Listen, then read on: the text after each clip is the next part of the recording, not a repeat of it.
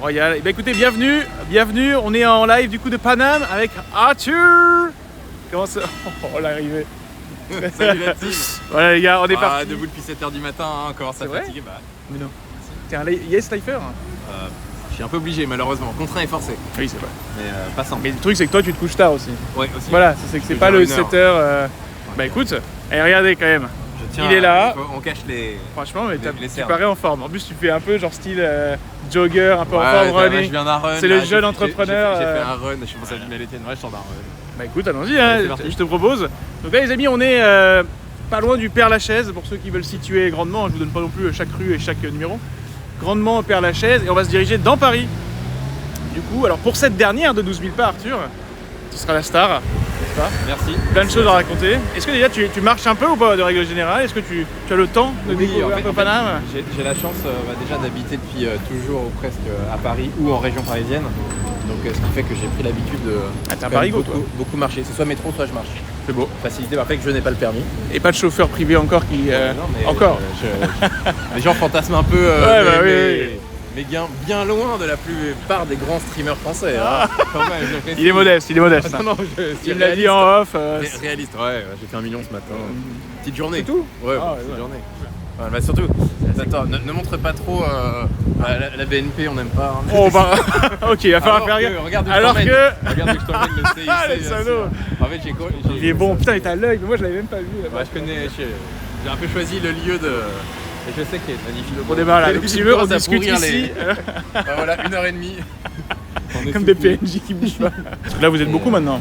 Ouais, vous avez grandi petit à petit. Le projet en tout, si on inclut les joueurs et les coachs, maintenant c'est quasiment 100 personnes. Waouh. Donc c'est énorme. Putain. Et en collaboratrices dans la boîte, en dehors de la partie e-sportive, à Paris c'est 20-25 personnes. Ah quand même. Donc ça commence à envoyer. Il y a des gens en bureau, télétravail, enfin tout le monde a un peu de liberté. On essaye d'être assez souple après. Ouais, ok. Ce que j'essaye aussi d'expliquer, en fait, pour moi quand on travaille avec des créateurs de contenu ou des joueurs ou ces gens de cet univers-là, le présentiel a une valeur encore plus importante. Parce que comme tout le monde a des horaires dingos, bah, se voir, ça veut dire quelque chose. Quoi. Donc j'essaie de faire en sorte qu'on se voit beaucoup au bureau. Mais sans l'imposer, mais le faire comprendre, en fait. Exactement. Ouais. Mais on va dire que je mets une obligation pour ceux qui habitent dans la région parisienne de 3 jours par semaine. Oui, oui. Quand même je pense que c'est bien. Mais il y a des gens qui ne se sont jamais vus en plusieurs années. Et qui sont pas forcément à Paris, du coup. Non, bah, notre responsable... de la communication et des réseaux sociaux, donc Maul, bien connu. Ah bah très bien, ouais. Bien connu. Là depuis le day one, ouais, presque. Ah bah ouais. Même, quel clown lui quand même. Bien avant moi. Je l'ai vu qu'une ou 2 fois dans ma vie, en 2 ans. Waouh. Est-ce qu'il a besoin d'être présent en théoriquement? Non, bah non, de toute façon il habite à distance dans le sud et c'est un bon équilibre pour lui, donc on s'organise comme ça. Okay.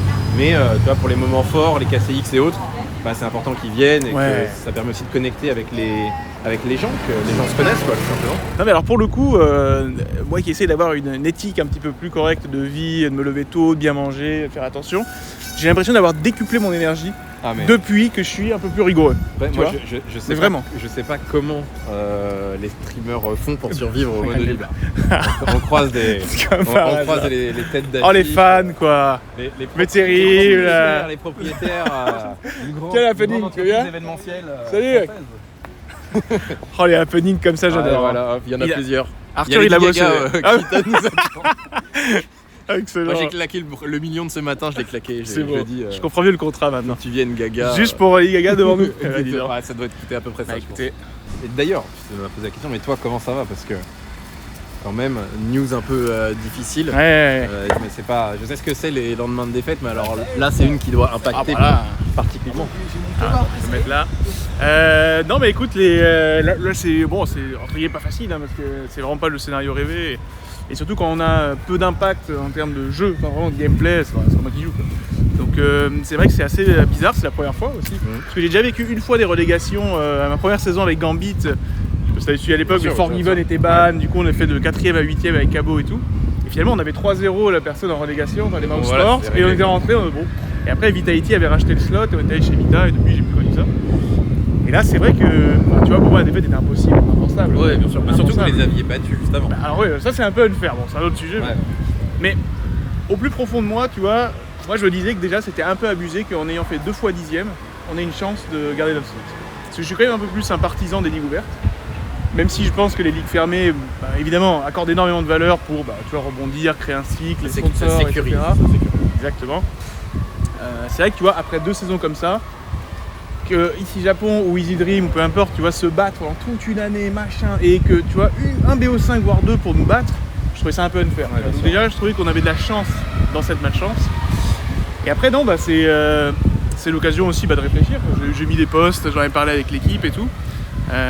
Est-ce que tu vois, bah oui, il y a TDS qui part aussi. Ouais, bah. Et donc voilà, on est plus en train de réfléchir à, voilà, on a de l'argent, on n'est pas en galère, on n'est pas non plus à 1 million, mais qu'est-ce qu'on en fait? Ouais, tu bien vois sûr, ouais. Est-ce qu'on a vraiment envie de partir?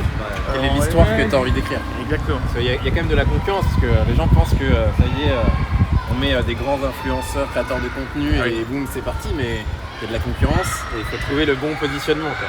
On va dire que le marché est aussi, si on prend d'un point de vue vraiment purement business, le marché est un petit peu dérégulé naturellement par 2 choses.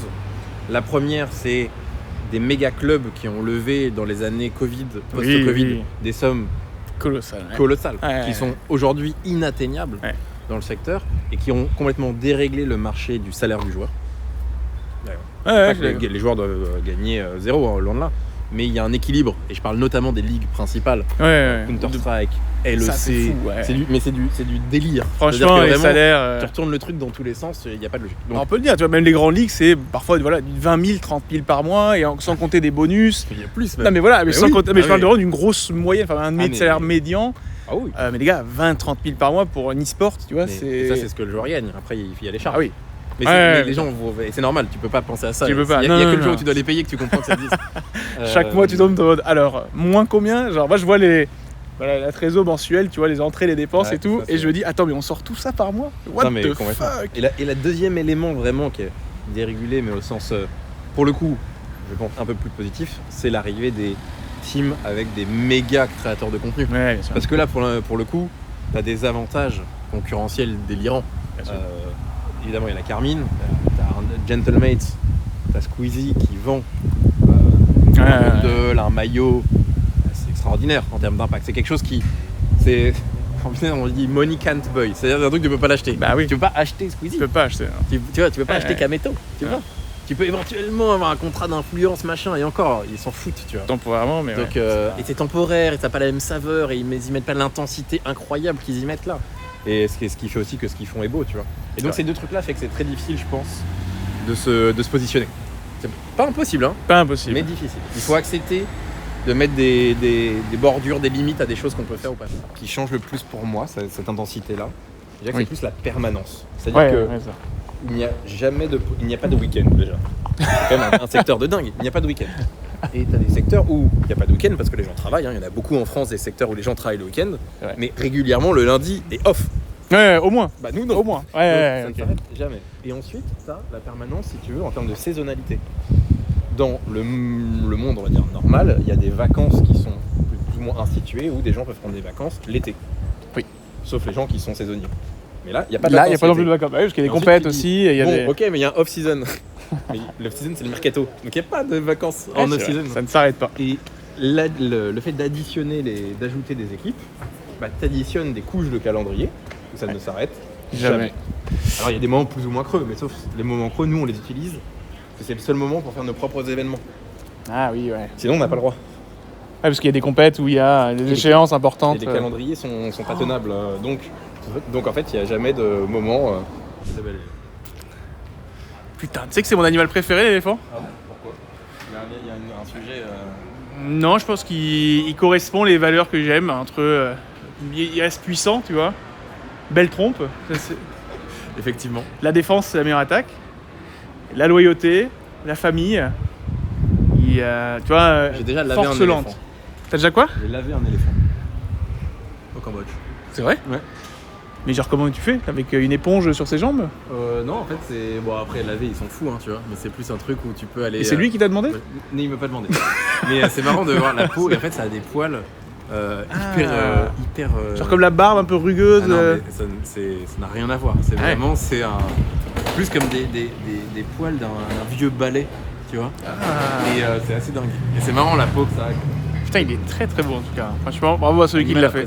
Et donc là, comptons un peu du projet à Rennes. Ouais, c'est chouette. C'est incroyable ça. C'est cool. C'est un saut dans l'inconnu complet. Bah ouais. Typiquement, là. Les premiers. Ouais, et puis on commence par double soirée. Tout de suite, histoire de vraiment. Toujours plus. C'était dur là. Mais bon, c'est en fait, de base, il y avait que la soirée Célio qui était prévue. Ouais. Et puis il y a cette opportunité Coupe de France. Et on s'est dit, en fait, on veut, comme on espère que les arènes vont faire des petits, comme on dit, et que ça va devenir aussi un standard avec des tailles différentes, des trucs, etc. Bah, il faut aussi qu'on montre l'exemple et qu'on montre que c'est cool de pouvoir. Tu vois, là, on doit être entre 1600 et 1700 billets vendus. Incroyable. Pour un match de Coupe de France. Oui, voilà. Ça parle pas du KCX, l'événement avec. Et donc c'est très cool. C'est des super bonnes nouvelles. Et donc voilà. Donc en soi, je crois que sur le bracket, il y a un monde en tombe contre vous. Ouais, exactement. Ça peut. Donc ça peut jouer. Au vu de notre saison, je t'avoue que on sait jamais, parce que peut-être que les gars ont un regain de forme en se disant, allez, on va essayer d'aller chercher des places pour l'équipe invitée. C'est beau. Bah franchement, peut-être qu'on s'y retrouvera. Sinon, ce sera Game World au niveau du bracket. Et on est à 6400. Tu vois, la moitié du. On a fait la moitié. Ah, c'est un sacré bordel. Est-ce qu'on y va? Allez, vas-y, YOLO. Hop là. Salut Sean. Salut. Attends, ils m'ont reconnu? Ah oui, ils t'ont reconnu dans la voiture. Ils m'ont reconnu dans la voiture. Mais attends, c'est les viewers sont dans les bouchons. Le roi de TFT. Les viewers sont dans les bouchons, ils n'en peuvent plus. Attention. Ce serait con que Sean juste après se prenne un bus sur la gueule. Ce serait une belle fin après. Regarde ça, on peut passer. Ok. J'ai envie de te dire, est-ce que de voir les fans heureux, tu vois, est-ce que c'est quelque chose vraiment qui t'anime après un event, après une victoire, de voir les réactions, le nombre de milliers de personnes? C'est un peu cliché parce qu'on va dire c'est pour ça qu'on le fait, mais c'est vrai. Sincèrement, ça fait tellement la différence, ça donne tellement de raisons d'être à pourquoi on fait ça, pourquoi on travaille. Honnêtement, s'il n'y avait pas ça, je ne travaillerais pas aussi dur. Ouais, bien sûr. Ah si, il n'y avait que des aigris. Imagine la communauté, genre tu fais premier, tu gagnes des trucs, ils sont en mode, oh pas ouf, hein, vous n'êtes pas champion du monde. Hein. Tu vois, alors imagine à chaque fois, ils viennent à un event, ils sont en mode, ouais, par contre, juste entre 37 et 38 minutes, il y a eu un petit bug de son, hein, mais le reste, imagine, il y avait que des aigris, ce serait incroyable. Après, on a été champion de LFL. Oui. Et split d'après, on a été vice-champion. Et t'as un mec qui nous a arrobas pour nous dire c'est bien la preuve que vous êtes à chier en recrutement LOL. Depuis quand on s'est satisfait d'être deuxième? Mais ça c'est dans un livre des meilleures phrases, tu sais, genre comme les trucs, les meilleurs punch des CM. Là, c'est les meilleures phrases des fans, il faut que tu les gardes celles-là. C'est incroyable avec le contexte. Attends, je trouve ça hilarant. Parce que je trouve que c'est aussi un réseau intéressant. Et en fait, il y a énormément de gamers sur LinkedIn. Ah ouais. Énormément, mais alors plus c'est vrai, plus on va dire de notre âge, Arthur et moi, donc entre 25 et 35, plus que. T'es généreux sur notre âge. T'as vu? Je t'ai mis dedans et je me suis mis dedans. Je vais dire entre 100 et 200. Mais en vrai. Samuel Etienne pour nous rattraper sur depuis qu'il est arrivé. Il fait pas encore trop d'e-sport club. On voit moins vieux. Oui, c'est vrai. Non, on est encore jeune. Mais en vrai, non, et c'est fou à quel point c'est vrai que le taux de toxicité sur LinkedIn, alors évidemment, on en rigole presque quand je dis cette phrase, mais il va être proche de 0% parce qu'en fait, juste, on a les prénoms des gens. On a les noms des gens. Tu vois, il n'y a pas de faux comptes. C'est les vraies photos, c'est le vrai prénom-nom, tu vois. Et du coup, il y a un univers extrêmement bienveillant. Tu vois, moi, j'ai plusieurs fois, quand on était bien chez Aegis l'année dernière, je mettais des résultats, on est un truc, on a un machin. Je sais pas, genre j'ai fait la Z-LAN, machin et truc. En vrai, c'est trop bien reçu. Il y a du monde, hein. Il y a vachement de monde. Et les gens sont intéressés. Les gens sont intéressés. Ça génère beaucoup d'opportunités. Ouais. C'est vraiment utile. Ouais. Bien sûr, le problème, c'est que c'est quand même un réseau qui souffre d'une image un peu. Il y a beaucoup de bullshit, beaucoup de.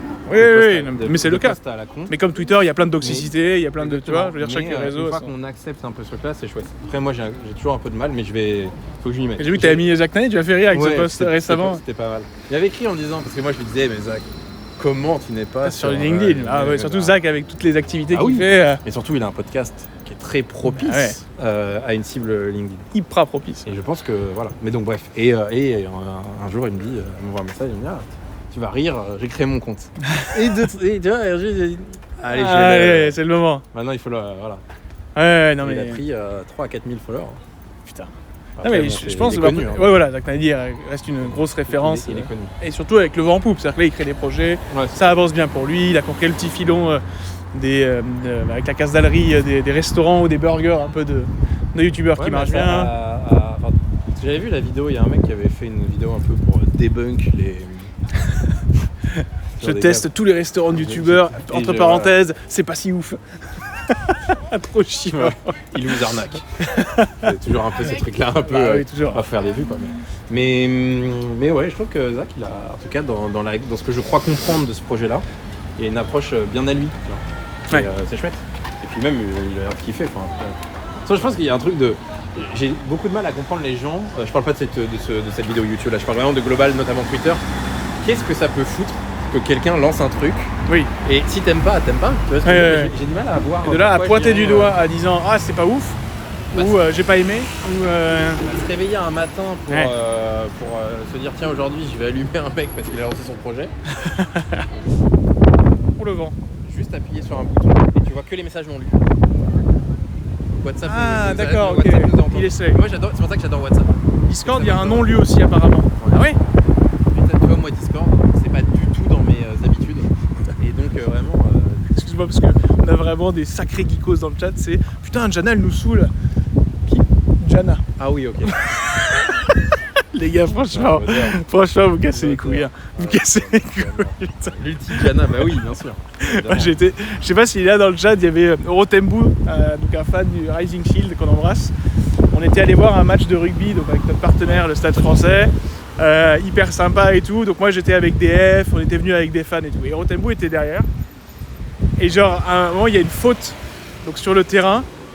Et il fait mais putain l'arbitre c'est Lissine ou quoi? Il voit rien. Ah oui ok. Et gros, à l'intérieur de moi j'ai tellement rigolé. Mais Tu vraiment. es donc ce geek. Et j'ai tellement rigolé. Et je me suis dit, mais putain, il doit y avoir un nombre de punchlines à faire Sympa ici. dans la vie On a quotidienne. montré des parties un peu sombres de Oui. Paris, mais ça c'est chouette. C'est vrai. À Calage Saint-Martin, c'est valeur sûre, surtout en été, où là où toutes les personnes mangent. J'adore ici. Hop là. Ah oui, t'as carrément le 8400. Ouais, alors du coup, je montre. Je sais pas si t'as déjà vu sur. Quand je mettais les 12 000 pas, genre à chaque fin de stream, je mets ouais, on l'a fait, trop cool et Ah tout. oui. Mais je fais toujours une story comme ça. Avec le pouce comme ça. Pourquoi? Ok. Parce que regarde. Ok, d'accord. Parce qu'en anglais, c'est- Bonne ambiance. et tu veux bien que voilà. Oui, bien sûr. C'est les joueurs de Rocket League de l'année dernière, notamment Itachi et tout, ils se foutaient en permanence de moi sur ça. Ils disaient ah putain, De ton style. encore un beau t-shirt blanc, on n'avait pas du tout vu venir. Et je crois que c'est quand on s'était croisés, bon maintenant il est chez Mate. Et MVP d'ailleurs, j'ai vu. Attention, MVP de l'année. Et Incroyable. je crois que c'est exotique. Enfin, c'est exotique, c'est le second qui est parti. Ouais. Qui, on s'était croisés à Copenhague parce qu'il y avait un tournoi. Et il voit mon t-shirt. Et Oh. je crois que c'était pas un t-shirt blanc justement. Et il était dans une voiture et il me voit comme ça, il me fait. Tu sais, en mode surprise, genre, si t'arrives, tu vois. Et c'était dire à quel point c'était devenu. Ah, ça l'avait marqué une que- blague pour eux que je m'habille tout le temps en blanc. Incroyable. Voilà. Ouais, Attends. et puis chacun fait ce qu'il veut, tu vois, au fond. C'est vrai. Y a pas, tu vois, c'est pas un conseil. Je dis pas, les gars, je vous conseille de ne vous habiller tous Oui, les jours ouais. pareil. Non. C'est un truc qui me moi, parle. C'est un truc qui m'a aidé à stabiliser ma dose de stress, Ouais, c'est ma bien. gestion des contraintes et des angoisses. Et C'est donc ouf. c'était une très bonne réponse pour moi. Ah ouais, putain. Bah, entre autres, tu vois. Ça a participé. Toi, t'es un peu cinéma, série et tout, bah t'as le temps de mater les petits trucs. Non, en fait, c'est drôle. Parce qu'on parlait du travail, mais il y a aussi le temps de culture. Il y a des séries que je regardais, mais mon Netflix à moi, ça a toujours été Twitch. Wow, ok. C'est-à-dire que j'ai toujours regardé Twitch. Même avant de rejoindre la cassée. Ah, mais largement Ouais, avant. ouais, ouais. Et en plus, comme je suis très data, statistique, machin, Ouais. c'est que quand je suis arrivé, parfois ils me regardaient un peu bizarre parce que j'étais capable de donner les chiffres d'audience de n'importe quel streamer. Et, putain. C'est vrai que c'est pas commun, ça. Et surtout bah, quand t'es pas dans ce secteur. Bah oui. C'est ce que je veux dire. Tu viens de Magellan et t'arrives en mode alors lui il fait ça, lui il même, fait ça, lui avant, ça. même avant Magellan. Ah putain, ouais, d'accord. C'est quelque chose que j'ai toujours regardé, T'es un j'ai vieux de la toujours vieille, aimé les trucs, mais c'est mes deux streamers, si tu veux, historiques préférés sont Kameto, que j'ai commencé à regarder à l'époque sur Eclipsia, puis ensuite bah, tu sais, c'est une relation que t'as. Ensuite tu regardes plus, et puis tu reviens, tu vois, j'avais été repris dans le truc, mais j'ai beaucoup regardé Kamel évidemment. Et mon deuxième c'est Mister MV. Et, MV, je le regardais à l'époque sur jeuxvideo.com, Ah oui, Gaming Live, incroyable. avec Ken Bogart, je crois. Ça va lui faire plaisir. C'était le duo. Quand il faisait ses indéfinitivement, quand il faisait. Ouais, non, mais toi, je te parle des trucs que je regardais vraiment. C'était déjà très niche parce que. Ou à l'époque, il avait à chaque fois qu'il lançait cet arc-là, il avait une petite chanson d'entrée où tout le monde faisait clap en même temps, tu vois. Ah, t'étais les premiers Twitchers qui arrivent sur les intros de stream dès les premières minutes. Mais tous les gens avec lesquels je travaille, que je rencontre aujourd'hui, C'est génial. je les ai regardés. Toi, quand dans l'arc TFT, Ouais. je regardais quasiment tout est live. C'est énorme. Et en fait, j'ai beaucoup bossé. C'est vrai que t'es un vrai Twitcher et ça, tu le. Ah, Enfin, tu vois, c'est atypique par rapport à ton rôle et tout. On s'attend, bon, bien sûr, certes, à un gars plus orienté start-up, entrepreneur, avec des codes d'internet et de Twitter, mais que tu consommes hard du Twitch depuis longtemps, ça c'est vrai que c'est. Je suis pas trop YouTube. Donc Oui. en fait, je suis plutôt une bille sur YouTube. J'ai compris qu'il était à Mixem il y a pas très longtemps, si tu veux. J'en suis là, tu vois ce que je veux dire. Mais Juste par full contre, Twitch, les mais pas Twitchers, YouTube. même de niche, Ouais. ça je connais. D'accord. Tu en penses quoi d'ailleurs de l'avenir de l'e-sport? C'est une question, alors c'est très très large, je t'explique pourquoi. Parce que en fait on a eu le boom, bien sûr, récent de 2013 à 2020 on va dire, qui est parti dans tous les sens, de plus en plus de marques s'y sont intéressées, de l'endémique puis du non-endémique, évidemment, l'impulsion de Riot Games global. Ensuite le confinement a fait vraiment, tu vois, exploser le truc vraiment avec une pente très très très vertigineuse derrière pour... avec le confinement, le recul, on en a parlé en tout début là, des émissions, mais un peu ce ralentissement. Vous, avec Carmine, vous êtes un peu un ovni, je trouve, pour plein de raisons, on n'y revient pas, hein, je les connais un peu moins bien que toi, mais tout aussi bien, je crois. Mais aujourd'hui, j'ai l'impression qu'au global, tu vois, quand tu regardes les scènes actuelles dans l'e-sport, les jeux, qui sont que des entreprises privées, le nombre de viewers sur Twitch, qui est le média numéro 1, le climat aussi de Twitter, qui est en fait le seul média qui est relié à Twitch. C'est-à-dire que là où YouTube et Instagram font clairement des crosses tous les deux, Twitter fait un cross avec Twitch. Mais bon, Twitter, la position, même si c'est un peu atypique, hors Carmine, je parle évidemment. Est-ce que tu penses qu'on est plus sur un léger déclin, au contraire sur une légère hausse, sur une stabilisation? Je pense qu'on est... En guerre. C'est la guerre. L'ennemi Mon rêve. n'a pas de nationalité. Mais tu sais que moi, je pourrais y aller. Là. Les gens savent pas, mais... Je pense qu'on est typiquement dans une phase de réatterrissage post-dinguerie. Très bien. Je m'explique. Je pense que l'e-sport a vécu largement au-dessus de ses moyens, au global, à tous les niveaux. Et que y a eu une effervescence, un truc de... c'est la future Ligue des Champions, on va niquer le football, blablabla. Bon, soit. Dans cette phase-là, il y a eu beaucoup de promesses qui ont été faites entre plein d'acteurs. Les éditeurs aux équipes, les équipes à leurs investisseurs, les agents, les joueurs aux équipes. Ding, ding, ding, ding, ding, dans tous les sens. Twitch, là on parle hors aux fans, créateurs, les créateurs, à Twitch, à tous les niveaux. Et C'est vrai. indirectement aux fans aussi. Maintenant, la réalité, c'est que ce qui est exceptionnel dans l'e-sport, c'est que les chiffres qu'on a aujourd'hui, quelques années post-Covid, sont excellents si tu les compares à ce qu'il y avait pré-Covid.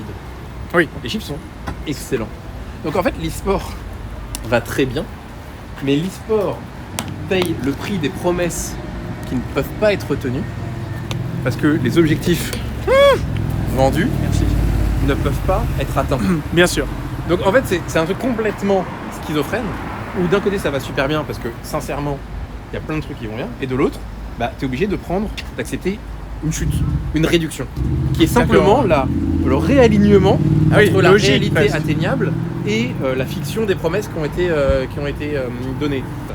Donc c'est un peu compliqué parce que tu dois vivre entre des mecs qui t'annoncent des mauvaises nouvelles de t'as connu ça, ça va baisser, et moi je ne peux, en fait, je peux pas ne pas comprendre qu'il y a des choses qui ont été promises ou qui ont été données qui n'ont aucun sens.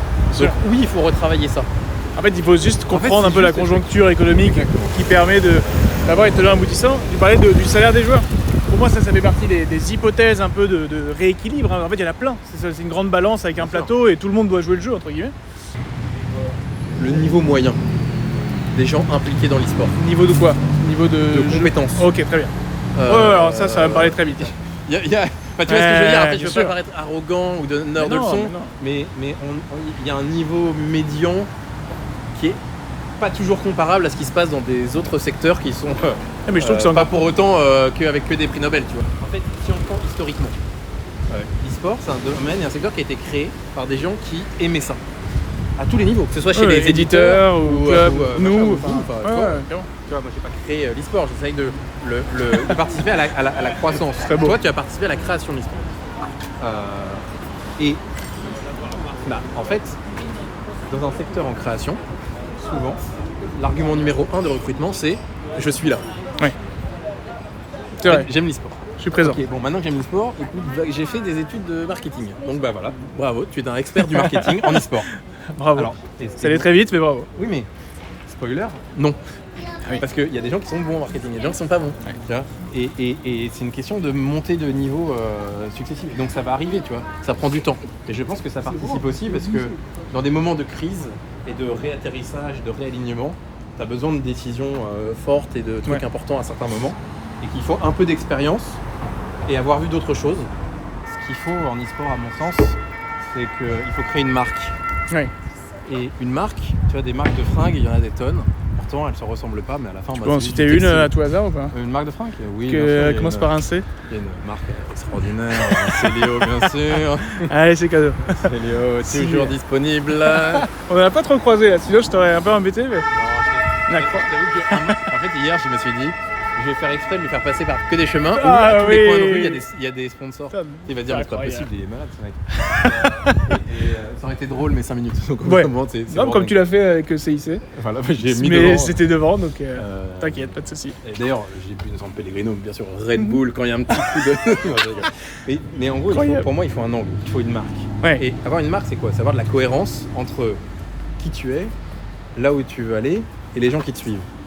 Donc à un moment donné, BMS, et d'ailleurs je l'ai dit, je crois que j'avais tweeté un truc là-dessus, j'ai dit c'est hyper aligné, c'est hyper sharp.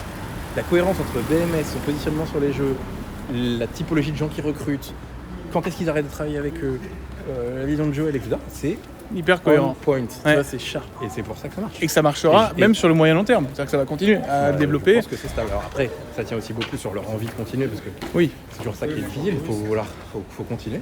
Mais je pense que ça a la capacité à fonctionner. Et donc c'est ça qui compte. C'est vrai. Pour moi, il faut juste être aligné pour que ce soit cohérent. Sinon, c'est... Ensuite, c'est de brasser. Alors, franchement, je te jure que c'était pas fait exprès. Je te promets que c'était pas fait exprès. Vas-y, je t'écoute. J'ai investi dans ce groupe de brasserie il y a 5 ans. Arrête. Je te jure. Et je te jure que j'avais pas fait le lien. Et Non, en fait, mais quand j'ai quoi vu ça, tu parlais avec beaucoup de justesse. C'est joli, Et j'ai hein. vu ça et j'ai eu un sourire parce que je venais juste de te Comme dire par au hasard. coin de la rue, comme par hasard, et j'ai investi dans Donc là, c'est un peu à toi ça. oui, 0, quelque chose. Mais... Genre, t'as un orteil d'un pied. Maintenant, de- il y a 5 brasseries. Tu veux pas le dire à un des serveurs écoute, je suis ton boss donc. Ah non, machin non, peu. justement. À au contraire, 0,1%, je suis un tu le précises. micro-investisseur. Non, tu lui précises à 0,1%. Je suis un petit porteur. Mais C'est bon, bon. C'est beau, drôle, tu es modeste. Ah, un- c'est un beau gros timing. hasard. Ah, c'est bien cool, bien mignon ici. Hein. Ouais, c'est chouette. Tout simplement. Qu'on soit clair, hein, si j'avais eu la chance, l'honneur d'être patron d'un autre club que la Carmine, je n'aurais jamais fait le deal ABC. Ouais. En fait, tu vois ce que je veux dire, Ah c'est oui, le non, même investissement sur un autre jeu, avec moins d'acquaintance sur la communauté. Enfin, on voit bien, de toute façon, c'est Ah très oui. simple à la Carmine. Si on gagne sur LoL, tout va bien. Si on perd sur LoL, je peux ramener la Coupe du Monde de tous les jeux. On sera quand même des grosses merdes. En Donc, plus, quelqu'un a déjà dit Arthur, on veut Apex, s'il te plaît. oui, bah oui. J'ai Lady MH, la liste peut-être des que- doléances. Salut à toi. Apex. Apex en il y a, premier disons, je sais pas, c'est non exhaustif parce que Parce que vous êtes dans pas mal de trucs bah, il maintenant. y a les micro-influenceurs Carmine fans qui chacun ont leur truc. Leur Donc, petite il y scène en a de qui jeu. c'est pour Apex, il y en a c'est Rainbow Six. Ah ouais, putain. Il y en a c'est en ce moment tout le monde parle de code.